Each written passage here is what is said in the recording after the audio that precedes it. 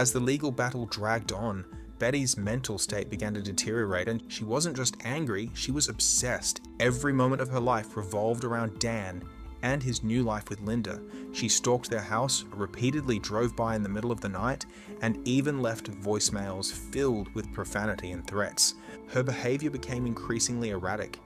She smashed the windows of Dan's new home in a fit of rage.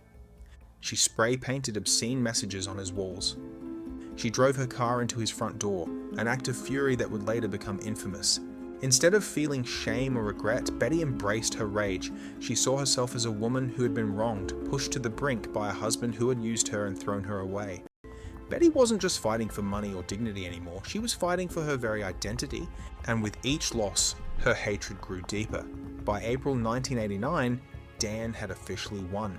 The divorce was finalized and he had full custody of their children. Betty was legally and financially destroyed while Dan had everything: his career, his wealth, and his new wife.